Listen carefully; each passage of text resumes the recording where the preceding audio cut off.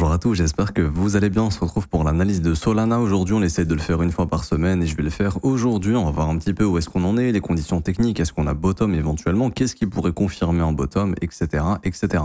Juste avant, je vous rappelle qu'on a un service d'algorithme qui est mis en place, qui est gratuit. Alors déjà, vous avez les témoignages des membres qui utilisent les algos. Il y en a plus de 1000 actuellement, si je me trompe pas. Donc vous avez tous les témoignages dans le Discord, mais également, on vous a mis les performances trimestrielles. Donc là, c'est sur le trimestre précédent, le premier trimestre de l'année 2025. L'algorithme SPT plus 8,23R et les algorithmes LIM qui vont chercher des rendements allant de 3, 5, 10, 15, 20% par an. Ça va dépendre des stratégies, bien évidemment. On vous a mis tous les résultats, comme ça vous permet de choisir les algorithmes que vous voulez, dépendamment des paires que vous voulez. Bref, tout est expliqué de A à Z. Pour avoir accès à ces algorithmes, c'est gratuit. Pour conserver 100% des gains, ils sont rentables. C'est le premier lien en commentaire épinglé. Ça vous ramène sur cette page juste ici. Il faut juste s'inscrire sur BitGet via notre lien partenaire. Vous créez votre compte, vous validez votre KYC sur la plateforme. Ensuite, vous avez juste à cliquer sur le deuxième lien, obtient nos algos.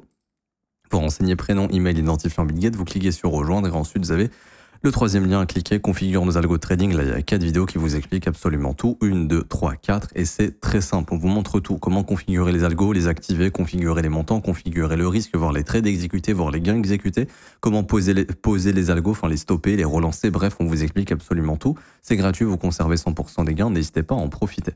Alors, je reviens sur Solana ici. Donc Solana, après la cassure du premier arrêt, je vous résume un petit peu tout ce qu'on a vu les semaines précédentes. Cassure du premier arrêt et Breaker Weekly annonce plutôt une direction dans la zone de rechargement, comprise entre les 118 $ et les 70 $, chose qu'on est venu faire. On avait vu également que si on venait chasser, si on venait dans la zone de rechargement, on en profiterait probablement pour chasser ce plus bas qui a été fait. Il couvrait tous les stops. Beaucoup de gens ont invalidé leur position sur Solana ici. Ici, donc, on a du volume de rachat qui rachète ses positions vendeuses et pour l'instant, on est dans un rebond. Alors, la question, c'est est-ce qu'on a bottom? D'un point de vue technique, non. Maintenant, la réponse est peut-être oui, mais c'est juste que d'un point de vue technique, c'est encore pas le moment de le confirmer. Ok, est-ce que ça veut dire qu'il ne faut pas acheter Solana? Sur du long terme, on commence à revenir dans des prix intéressants. N'oubliez pas également qu'on a les ETF qui vont arriver bientôt, qui sont probablement déjà, enfin ils sont pas encore approuvés, on peut pas les trader, mais je pense que dans la tête de la SEC c'est déjà fait. Pourquoi? Parce qu'on a déjà les ETF on a déjà les contrats futurs sur Solana. Pardon. Donc ça c'est un bon indicateur comme quoi les ETF risquent d'être approuvés, parce que c'est listé au CME et donc pour avoir des ETF, il faut permettre aux gestionnaires d'ETF de pouvoir hedger ce qu'ils vont détenir sans risquer de perdre les fonds clients, parce que les clients peuvent investir sur un produit qui échoue et donc à ce moment-là, le gestionnaire d'ETF, s'il n'a pas de possibilité de hedging, littéralement, il perd énormément d'argent, donc il faut quand même un moyen régulé pour hedger ce qu'il va détenir via son ETF, et donc ça c'est parfait, le CME permet de faire ça. Donc pour moi, ça c'est déjà en train d'annoncer que le l'ETF de Solana c'est déjà fait. Maintenant la question c'est, est-ce qu'on va l'approuver à l'avant-dernière deadline en juin ou à la dernière deadline en août? Ça on ne sait pas encore. Mais ça risque d'être approuvé en juin, à mon avis. Je vois pas ce qui pourrait encore repousser l'approbation, sachant que tout est OK. Alors, du coup, prise de stop ici. Belle réaction la semaine dernière sur Solana. Et le prix, donc, est en train de revenir travailler le dernier fair value gap ici. Alors, une chose qui est intéressante, c'est qu'on a cassé le dernier order block juste ici. Donc là, on a formé un breaker block après la prise de liquidité. Donc là, pour l'instant, le flux est toujours haussier. C'est-à-dire que tant que Solana ne vient pas former un order block baissier ou casser des fair value gap haussiers, on est dans un mouvement ici qui est toujours haussier depuis le 7 avril et pour l'instant, il n'y a aucune information de fin de mouvement ici. On est en train de trouver point de résistance, des fair value gap baissiers sont des points de résistance, ici, on le voit, dans cette zone de prix, et jusqu'aux 135 $. On voit également qu'on a ce sommet ici qui n'a pas encore été pris, donc je ne crois pas que les stops ont été encore déclenchés en horaire sur sol. On va regarder. Alors, je vais regarder sur le PERP, c'est surtout sur le PERP qu'il faut regarder. C'est le marché PERP le plus important, c'est lui qui fait les trucs d'enfoiré comme les prises de liquidité. Non, ça n'a pas été fait. Donc il y a des chances qu'on aille déborder les 136 $ pour prendre ces stop-loss là. Maintenant, ce qu'il faut, c'est surtout pas se retourner après cette prise de niveau, parce que c'est ici qu'on pourrait rejeter le prix, par exemple, juste aller chasser les stops, mais clôturer à l'intérieur et faire un point de reversal. De toute façon, tout le marché suit Bitcoin. Si Bitcoin se retourne, Solana se retournera très probablement. Bitcoin est dans une zone où il peut se retourner. Maintenant, on verra s'il se retourne ou pas. S'il se retourne ou pas et qu'il va chercher au-dessus des 89 000, Solana ira chercher son prochain niveau intéressant. Et donc là, ça sera le sommet ici. Alors, ça doit être un sommet weekly. Ouais, ce sera ce gros niveau. Et là, par contre, on va arriver sur un gros niveau. OK. Donc, c'est simple. Dites-vous la chose suivante. Franchement, il y a juste Bitcoin qui a un graphique qui est chiant parce que Ether, sa lecture, elle est facile. Solana, sa lecture, elle est facile aussi. Juste Bitcoin qui est un peu relou. Même BNB a une très belle lecture. Bref, parenthèse fermée. Sur Solana, ici, si ce fair value gap, on le passe, le prochain point d'intérêt, l'objectif de Solana, ce sera de venir chasser le sommet des 147 $. La question, c'est est-ce que ici on arrivera à former un breaker block?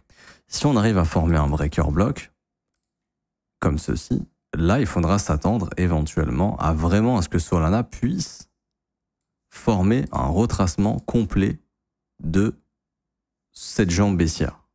Ok, peut-être même confirmer un bottom. En soi, ça pourrait confirmer un bottom. Maintenant, est-ce que ça confirmera le bottom définitif? Je ne sais pas. Pourquoi je dis je ne sais pas le bottom définitif?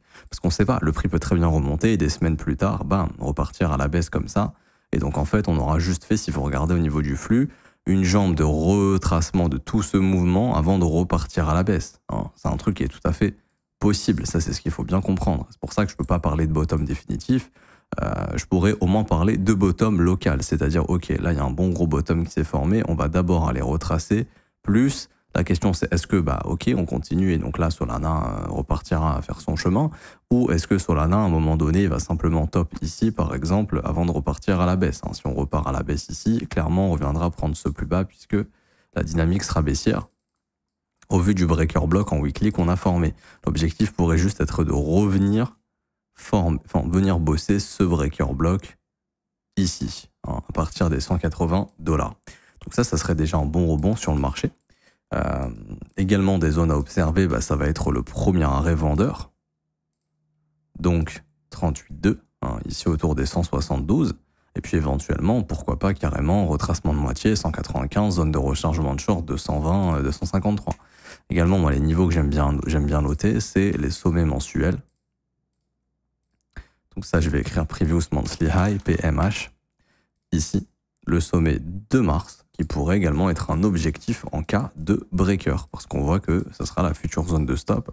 Si on a un breaker et que le prix accepte, bah, techniquement, son prochain point d'intérêt, ça sera les 180 $. Donc tout ça, ce sont des trucs à observer. Quel serait le pire signal pour Solana? C'est ça.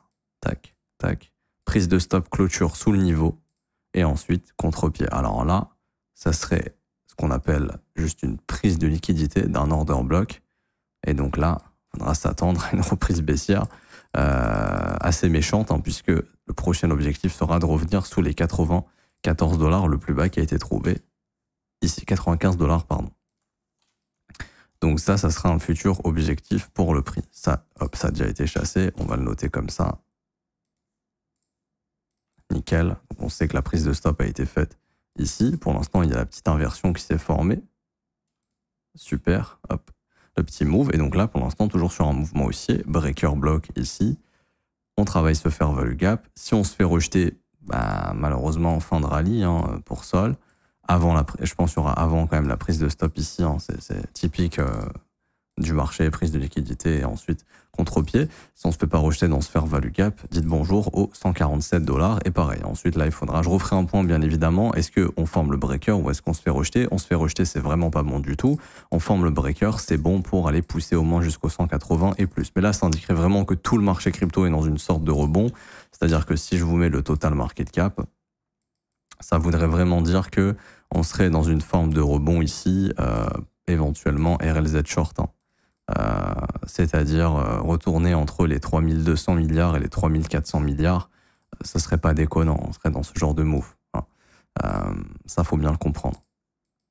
Parce que même ici, on serait dans l'optique de casser la trendline baissière, qu'on est en train de casser, et donc d'aller chercher du retracement un peu plus important, éventuellement.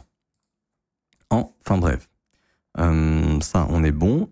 Et du coup, pour revenir sur Sol. Alors, j'étais sur le perp, on va rester sur le perp, ce sera un peu plus simple. Je vois pas nécessairement d'autres choses à dire. Maintenant, là, je vais vraiment m'adresser aux investisseurs long terme. Ok? Vous, investisseurs long terme. Alors bon, attendez, je vais changer de graphe, on va aller chez Coinbase. Est-ce qu'ils ont le listing? Ouais. Vous, investisseurs long terme, vous faites quoi? Vous prenez un FIB, vous cassez pas la tête avec tout ce que je raconte, vous prenez un FIB du plus bas jusqu'au plus haut. Tout ce qui revient dans la zone de rechargement, c'est intéressant pour vous. Ok. Maintenant, ça, c'est la zone de rechargement sur les actifs très solides. Actions, Bitcoin, on peut pas dire Ethereum parce qu'il a retracé, quoique Ethereum, il n'a pas encore retracé en dessous, mais on va se dire vraiment les grosses capitalisations du marché, BNB par exemple, BGB, etc., etc. Par contre, les altcoins, on va dire un peu moins solides, elles vont chercher souvent entre 78,6 et 88,6. Il y en a déjà beaucoup qui sont dans ces zones. Solana, sur ce cycle, j'ai bel et bien envie de le catégoriser dans cette zone d'actifs solides, mais faut pas exclure un petit retour également dans la zone 78,6, 88,6. Ça, c'est la zone de rechargement Bitcoin. La zone de rechargement altcoin, c'est plutôt celle-ci. Bref, vous vous cassez pas la tête. Tout ce qui est sous les 117 $ sur du long terme, c'est intéressant pour investir. La seule chose que vous n'allez pas maîtriser, c'est le drawdown. Est-ce que je peux être en perte? Oui, tu peux être en perte latente. C'est pas une perte réalisée, c'est une perte latente, pas vendue, pas perdue, mais tu pourrais être en perte, par exemple, plus la dynamique elle baisse, plus tu achètes, plus tu seras en perte jusqu'à ce qu'un jour le marché forme un bottom. Par exemple, le Solana au précédent cycle, il est venu retracer sous les 88,6, carrément sous les 88,6. Ça ne veut pas dire que on va venir sous les 88,6 cette fois-ci, mais on pourrait aller plus profond dans cette zone de rechargement. Et c'est simple. Je vous donne un truc tout con. Regardez. Quoique j'ai déjà Bitcoin sur cette charte. Je vous montre un truc assez con. Vous prenez Bitcoin, ok? On prend Bitcoin. Bitcoin, il est sur un niveau de continuation. C'est-à-dire que Bitcoin, si vous prenez votre FIB, il est loin d'être dans la zone de rechargement. Bitcoin, il est quasiment sur les 38,2. C'est simple. Tant que 38,2 est maintenu, la théorie veut qu'on fasse de la continuation haussière. Et donc à ce moment-là, ça voudrait dire que Solana, si on fait de la continuation haussière, Solana, grosso modo, il a bottom dans cette zone de rechargement. Et la question, c'est est-ce que Bitcoin, il fait ça? S'il fait ça, si Bitcoin, il fait ça, là, Solana, il fera ça, et donc là, on ira plus bas. Et donc, à ce moment-là, la prochaine zone d'intérêt, ça sera long terme, sous les 79 $. Donc là, investisseur long terme, sous les 79, ça s'achète. Ça, c'est seulement si Bitcoin nous fait un truc comme ça. Si Bitcoin nous fait un truc, je repars en bull run, machin, tranquille, Solana pourrait avoir bottom ici. Bon, il pourrait quand même faire un sommet descendant s'il commence à diverger face au Bitcoin. C'est-à-dire qu'au prochain mouvement de Bitcoin, il pourrait faire ça, le sol. C'est pas à exclure. Mais déjà, ce serait beaucoup plus positif pour l'ensemble du marché crypto si Bitcoin fait un nouvel ATH. Par contre, si Bitcoin fait rien de tout ça, c'est-à-dire que Bitcoin casse le premier arrêt, en fait, voilà. Tant que Bitcoin ne casse pas son premier arrêt, RAS. Ici. Ça veut dire on n'ira pas très loin on n'ira pas beaucoup plus loin dans cette zone de rechargement. Par contre, si Bitcoin casse son premier arrêt, là, c'est dramatique pour Bitcoin. Pourquoi? Parce que si Bitcoin casse son premier arrêt, ça veut dire qu'il va aller chercher la zone de rechargement. Et du coup, la même chose que je vous disais sur Solana, la zone de rechargement, elle était à 118, mais on en profitera pour aller déborder cette sell-side ici. Chose qui a été faite. Bitcoin, c'est la même chose. S'il casse son premier arrêt, il ira dans la zone de rechargement aux 51 900, mais il en profitera pour déborder le plus bas de août. Du coup, c'est-à-dire qu'on sait que Bitcoin reviendra au moins sous les 49 000 $. Dites-vous que si Bitcoin revient sous les 49 000, si on a pété le premier arrêt, pour X ou Y raison, si Bitcoin revient dans sa zone de rechargement, sachant que Solana y est déjà alors qu'on n'est que sur le premier arrêt, si Bitcoin va en zone de rechargement, il y a énormément de chances que Solana aille chercher la zone 78,6, 88,6. Et donc là, au moment où Bitcoin tapera ces 40... je dis pas qu'on y va, là je vous donne tous les scénarios, pour que vous puissiez comprendre. Si Bitcoin va casser son premier arrêt, il risque de revenir en zone de rechargement, et le jour où il est en zone de rechargement, si Solana il est proche des 88,6, pour moi ça s'achète littéralement en mode long terme. Et ensuite, personnellement je vois pas Bitcoin retracer bien plus que ça, si jamais ça devait arriver, et franchement même ça serait un truc de fou, mais si jamais ça arrive, je pense qu'on verra un bottom sur Bitcoin, et donc on verra la même chose sur le Solana. Et donc, Solana, ici, est extrêmement intéressant. Déjà, ici, c'est très intéressant, parce que le Bitcoin n'a pas cassé son premier arrêt. Si Bitcoin casse son premier arrêt, là, il faudra les spéculer au moins sous les 79, et donc dans la zone de rechargement très long terme. Et là, ça sera 78,6, 88,6, investisseur long terme, c'est ici que vous rachetez, tout simplement. Vous renvoyez le cash que vous avez mis de côté pour investir dans Solana, vous le balancez dans cette zone. Parce que là, on sera dans des zones extrêmement intéressantes, mais extrêmement intéressantes pour un futur mouvement haussier, comme ça a été fait ici, en fait, tout simplement. Voilà, l'histoire se répétera. Maintenant, est-ce qu'on va faire tout ça? Je n'en sais rien. Encore une fois, moi, je n'ai pas de boule de cristal. Je pars du principe que Bitcoin cassera pas son premier arrêt pour le moment, puisque bah, on peut aller plus haut, bien évidemment. Si les indices américains refont des ATH, Bitcoin va suivre, etc. Donc tout ça, ça sera à observer, bien évidemment. Ok. Donc voilà un petit peu de quoi je voulais parler aujourd'hui. Bitcoin est vraiment important dans cette lecture du prix sur le Solana, et la résolution du premier arrêt sera importante sur le Bitcoin pour le Solana également. Je m'arrête ici pour aujourd'hui, j'espère que ça vous aura plu. Si c'est le cas, n'hésitez pas à laisser un petit pouce bleu, vous abonner si ce n'est pas déjà fait, à mettre un petit commentaire. Également, je vous rappelle, il y a mon mentorship que je vous offre, un 22 cours vidéo d'une valeur de 2700 €, c'est gratuit, premier lien en commentaire épinglé, il y a les 22 cours ici que vous pouvez récupérer. Donc pour les récupérer, c'est très simple, il faut juste s'inscrire sur BitGet via notre lien partenaire juste ici.